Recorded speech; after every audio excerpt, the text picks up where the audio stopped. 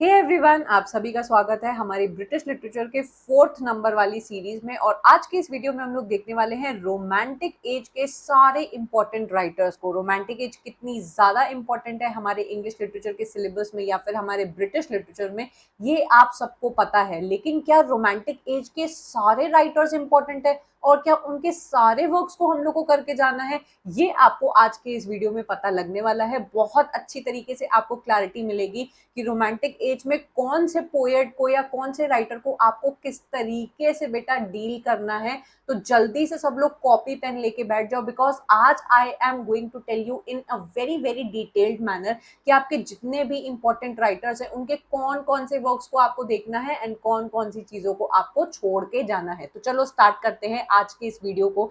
Romantic as writers को divide किया है यहाँ पे पोएट्स में, प्रोज में एंड नॉवेलिस्ट में। हम सभी को पता है कि हमारे रोमांटिक एज के जो रोमांटिक राइटर्स हैं, रोमांटिक पोएट्स हैं, वो बहुत बहुत इंपॉर्टेंट है एंड बड़े फेमस है। लेकिन क्या उन सबको करना है? बिल्कुल भी नहीं, क्योंकि आपको शायद ये बात नहीं पता है कि रोमांटिक एज के बस कुछ ही राइटर्स हैं जिनके वर्क्स पूछे जाते हैं एंड बाकी के सिर्फ इक्का दुक्का वर्क्स पूछे जाते हैं। वो आपके ज्यादा फेमस है उनके क्रिटिकल वर्ल्ड में। तो चलो सबसे पहले हम लोग देखने वाले हैं हमारे विलियम वर्ड्सवर्थ को। एंड यहाँ पे आपको पता चलेगा कि विलियम वर्ड्सवर्थ को अगर हम लोग को पढ़ना है तो कैसे पढ़ना है। दो चीजें बेटा आप लोगों को जो विलियम वर्ड्सवर्थ से याद रखनी है, एक तो है कि उनकी पोएम से वर्क्स पूछे जाते हैं, क्वेश्चंस पूछे जाते हैं, और एक उनके पोएट्री कलेक्शन से।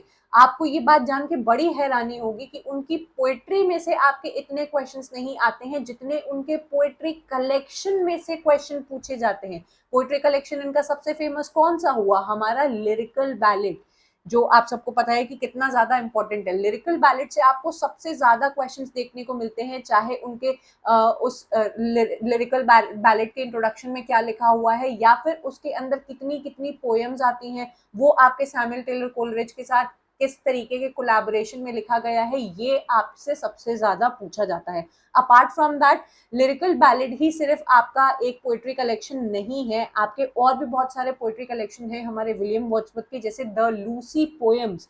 देन आपकी एक पोएट्री कलेक्शन है जिसका नाम है पोएम्स इन 2 वॉल्यूम्स। तो याद रखो बेटा, एक हमारा हो गया लिरिकल बैले, दूसरा हो गया द लूसी पोएम्स, तीसरा हो गया हमारा the poems in 2 volumes. Then last में आपका एक और आता है द रेक्ल्यूज, जो इनका एक अनफिनिश्ड प्रोजेक्ट था, उसमें से जो इनका एक फेमस वर्क पूछा जाता है एक्सकर्शन।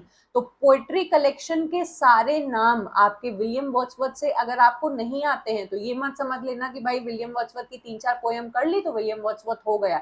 इनके जितने भी पोएट्री कलेक्शन है, उनके नाम, उनकी डेट एंड उसके अंदर कौन कौन सी पोएम्स आती हैं, उसकी आपको टाइटल्स पता होनी चाहिए। So this was very important for you to know. अब हम लोग बात करेंगे विलियम वर्ड्सवर्थ की पोएम्स की। पोएट, ये बहुत बड़े फेमस पोएट हैं, तो इनकी इतनी सारी पोएम्स है, क्या वो आपको सारी करके जानी है? बिल्कुल भी नहीं। इनकी कुछ ही पोएम्स है जो आपको जरूर से करनी है, जिनसे क्वेश्चंस पूछे जाते हैं, वो आप अपनी कॉपी पे जल्दी जल्दी से लिखो। आपका प्रिल्यूड हो गया बेटा, देन इनका टिंटन एबे हो गया, डैफोडिल्स हो गया, excursion, solitary reaper, imitations of immorality from early childhood, the world is too much with us। और जैसे ही हम लोग world is too much with us के बारे में बात कर रहे हैं, आपके विलियम वर्ड्सवर्थ से आती हैं आपकी सोनेट्स। इनकी कुछ बहुत फेमस सोनेट्स हैं जिसपे बहुत सून आपको एक शॉर्ट भी मिल जाएगी पूरी लिस्ट के साथ, तो वो उसको जरूर से लिख लेना और याद कर लेना। एंड यहाँ पे आपका कंप्लीट हो जाता है विलियम वर्ड्सवर्थ। अभी हम लोग इनके क्रिटिकल वर्क के बारे में बात नहीं कर रहे हैं क्योंकि वो तो हम लोग लिटरेरी क्रिटिसिज्म में देखने वाले हैं। अगर आप लोग ब्रिटिश लिटरेचर पढ़ रहे हो तो आपको क्या याद रखनी है हमारे विलियम वर्ड्सवर्थ से? एक तो इनकी पोएम, जो इंपॉर्टेंट पोएम है, उनके नाम, उनकी डेट एंड उनकी थोड़ी बहुत आपको अंदर से पता होना चाहिए। दूसरा, आपको इनके सारे पोएट्री कलेक्शंस के बेटा नेम एंड डेट पता होनी चाहिए। एंड तीसरी, इन्होंने कौन कौन सी सोनेट लिखी है वो आपको पता होनी चाहिए। ठीक है, तो यहाँ पे हमारा विलियम वर्ड्सवर्थ को देखने का क्या तरीका रहेगा वो आपको पता चल गया। विलियम वर्ड्सवर्थ के तुरंत बाद बच्चे एक्सपेक्ट करते हैं कि सैमुअल टेलर कोलरिज हमारे इंपॉर्टेंट राइटर बन जाते हैं, पर आपको जान के हैरानी होगी कि हमारे विलियम वर्ड्सवर्थ से आज तक 27 प्लस क्वेश्चंस पूछे गए हैं। देन इनके बाद जो most important writer romantic as के हैं बेटा, वो है हमारे जॉन कीट्स। 20 प्लस क्वेश्चंस इनसे आज तक पूछे गए हैं। एंड जॉन कीट्स इसलिए इंपॉर्टेंट हो जाते हैं बिकॉज इनकी जितनी भी पोएम्स हैं, उनकी लाइंस हो जाएंगी आपकी opening lines, closing lines, middle lines. मतलब आप समझ लीजिए कि अगर आप जॉन कीट्स को उठा रहे हैं, एक तो पहले इनकी जितनी ओड्स हैं, ode to nightingale, ode on a grecian urn, ode on melancholy, ode to psyche, then to autumn, then La Belle Dame Sans Mercy, Endymion, Fall of Hyperion, Lamia and Eve of St Agnes। In words को आपको करना ही करना है। इनकी poems ऐसी हैं जिनसे detailed में आपसे पूछा जाता है कि उन पोएम्स के अंदर क्या हुआ, या फिर आपको इन पोएम्स के बीच में से कोई लाइन सिर्फ ओपनिंग एंड क्लोजिंग ना देके आपको फिल इन द ब्लैंक्स बेटा करने को दिया जाएगा। तो इससे आपको पता चलना चाहिए कि हमारे जॉन कीट्स कितने ज्यादा इंपॉर्टेंट राइटर हैं। ठीक है, so we are done with 2 important writers. Next हम लोग आते हैं और देखेंगे हम लोग पीबी शेली को। अगेन इनसे आपके, पीबी शेली भी एक बहुत इंपॉर्टेंट राइटर है, आपके कुछ 20 क्वेश्चंस आए होंगे इनसे, और इनकी भी कुछ गिनी चुनी इंपॉर्टेंट पोएम्स हैं बेटा। जैसे सबसे इंपॉर्टेंट इनकी पोएम है ode to the west wind. ये तो आपको पूरी तरीके से with lines, details and everything आपको इस पोएम को करके जाना है, छोड़ना नहीं है। देन इनकी दूसरी जो पोएम है द स्काईलार्क, वो आपको जरूर से करनी है।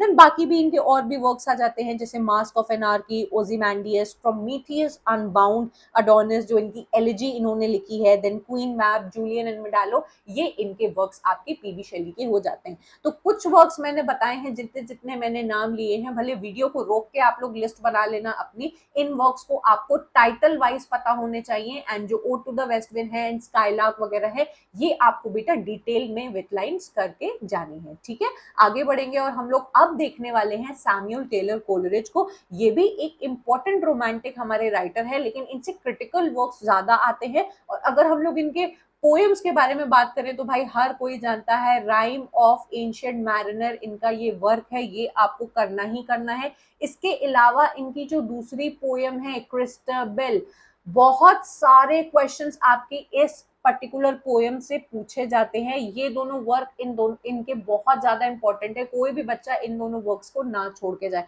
अपार्ट फ्रॉम दैट इनका जो प्ले है कुबला खान, उससे भी कभी कभी क्वेश्चंस आते हैं। एंड बायोग्राफिया लिटरेरिया तो आपका पूरा लिटरेरी क्रिटिसिज्म में एक पूरा पूरा थ्योरी ले लेता है, एक पूरा पूरा लेक्चर ले लेगा, वो आपके लिए इंपॉर्टेंट है। तो सैमुअल टेलर कोलरिज भी आपको पता चल गया। आगे आपको जो हमारे रोमांटिक राइटर्स दिखाई दे रहे हैं, भाई ये भी इंपॉर्टेंट राइटर्स हैं, लेकिन इनसे आपके ओवरऑल पूछे गए हैं 10+ क्वेश्चंस या 9+ क्वेश्चंस या 11+ क्वेश्चंस। तो ऐसे ही करके आपसे इनसे पूछे गए हैं। और वो भी अगर हम लोग देखें, जैसे हम लोग लॉर्ड बायरन को देखते हैं, तो इनके कुछ ही बेटा इंपॉर्टेंट वर्क्स है, जैसे चाइल्ड हेरोल्ड पिलग्रिमेज हो गया, डॉन जुआन हो गया, शी वॉक्स इन ब्यूटी हो गया, या फिर मैनफ्रेड हो गया। लॉर्ड बायरन का जो हमारा प्रोज वर्क है बेटा, उसमें इनका जो प्ले है केन, इससे क्वेश्चंस पूछे जाते हैं। देन इन्होंने जो वर्क लिखा था द विजन ऑफ जजमेंट, उससे आपके क्वेश्चंस आते हैं। एंड देन अगेन इनका एक और है प्रोमीथियस। भाई कंफ्यूज मत होना, शेली ने लिखा है आपकी पोएम जो प्रोमीथियस अनबाउंड, और हमारे बायरन ने लिखा है सिर्फ और सिर्फ प्रोमीथियस। ठीक है, तो ये आपके वर्क्स बन जाते हैं। आगे हम लोग रॉबर्ट साउदी को देखते हैं। ये कोई खास इंपॉर्टेंट राइटर नहीं है, इनके एक ही दो वर्क हैं आपके, जैसे थालाबा द डिस्ट्रॉयर, मेडॉक है, कर्स ऑफ किमाहा है।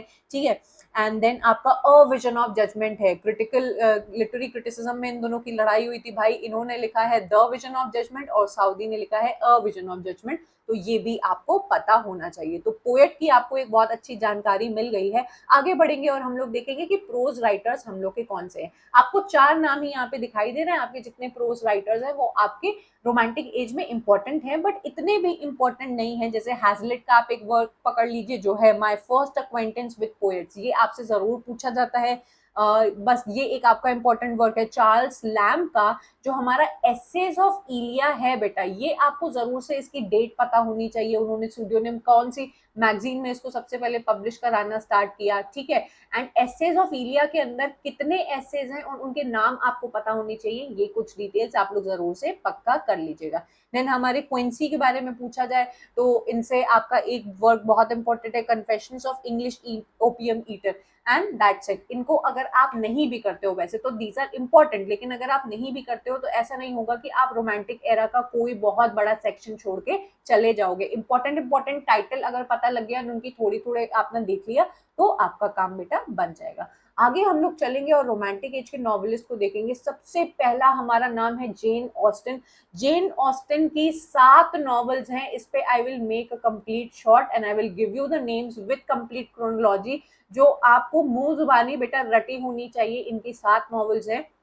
अलॉन्ग विद दैट इनकी जो 7 नॉवेल्स है उसकी आपको नेम पता होना चाहिए। सबसे पहले तो उसका प्लॉट पता होना चाहिए और उसके कैरेक्टर्स, बिकॉज जेन ऑस्टन एक ऐसी हमारे रोमांटिक एज की राइटर है जिनसे आपके अच्छे खासे क्वेश्चंस पूछे जाते हैं, तो ये आपको जरूर से करके जाना है, ठीक है। देन इनके अनफिनिश्ड वर्क कौन से है उसकी भी मैं आपको शॉर्ट बनाकर दूंगी, तो चिंता मत करना। होरेस वॉलपूल अगेन, देन आपके इनसे ज्यादा वर्क नहीं, क्वेश्चन 3+ या 4+ आए हैं। इनका कैसल ऑफ ऑटरैंटो इंपॉर्टेंट वर्क है एंड वही आपको बस पढ़ के जाना है। वॉल्टर स्कॉट की भी हम लोग बात करें तो इनके वेवर्ली नॉवेल्स के बारे में पूछा जाता है, हार्ट ऑफ मिडलोथियन के बारे में पूछा जाता है। 6+ क्वेश्चंस इनसे आए हैं, कुछ ज्यादा नहीं है। इसके बाद आप यहाँ पे ब्लैक से हमारे राइटर्स देख पाएंगे। मैरी शेली से आपका हमेशा फ्रैंकेनस्टीन से ही क्वेश्चन पूछा जाता है और कोई क्वेश्चन इनका इनसे डीप से नहीं आता है। तो ये हैं भाई आपके पूरे नॉवेलिस्ट एंड मैंने आपको पूरा रोमांटिक एज का एक अच्छा सा बता दिया लिस्ट कि क्या पढ़ना है एंड क्या नहीं पढ़ना है। इनके साथ ही साथ अगर आप पीवाईक्यूज नहीं लगा रहे हो तो भाई बहुत बड़ी गलती कर रहे हो। पीवाईक्यूज जो डेली बेसिस पे लगा रहा है उनकी तैयारी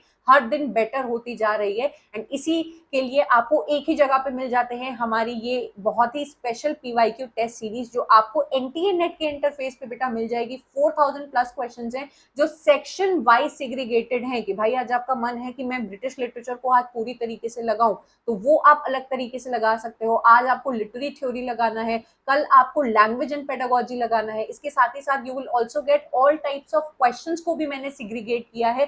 क्रोनोलॉजी वाले क्वेश्चंस एक जगह मिल जाएंगे आपको, मैच द फॉलोइंग वाले सारे एक जगह मिल जाएंगे। तो बहुत ही ब्यूटीफुली आपकी ये पीवाईक्यू टेस्ट सीरीज बनाई गई है। एग्जाम के आने से पहले आप इसको अवेल कर लेते हो तो आप खुद से चेंज देख पाओगे अपनी तैयारी में कि कितनी अच्छी आपकी तैयारी हो रही है, ठीक है। Same goes for your paper 1 and paper 2। अगर आप कॉम्बो लेना चाहो, अपने दोनों सेक्शंस को बहुत ही अच्छी तरीके से तैयार करना चाहो तो आप यहाँ पे इसको अवेल कर सकते हो। किसी को भी इस पर्टिकुलर सीरीज को लेके कोई क्वेश्चन है तो वो इस पर्टिकुलर नंबर पे हम लोगों को मैसेज कर सकता है एंड आपको डायरेक्ट लिंक्स मिल जाएंगे और आपको असिस्टेंस हमारी टीम देगी, ठीक है।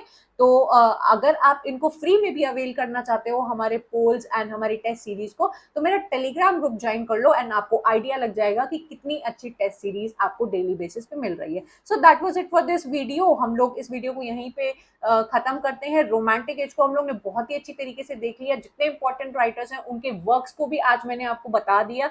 कोई भी कंफ्यूजन अगर आपको रह जाता है तो नीचे कमेंट कर देना, उसके हिसाब से आपके लिए एक नई वीडियो मिल जाएगी, ठीक है। तो मिलेंगे हम लोग एक अगले वीडियो में जहाँ पे अगेन हम लोग एक नई एज को उठा के उसके सारे इंपॉर्टेंट राइटर्स को जज करेंगे और आपके काम को बहुत ही अच्छी तरीके से आसान बना देंगे। एग्जाम के आने से पहले इन सारी एजेस के सारे राइटर्स के सारे इंपॉर्टेंट वर्क्स आपको पता लग जाएंगे, काम आपका आसान बन जाएगा और प्रॉफिट मिलेगा आपको बिल्कुल मैक्सिमम।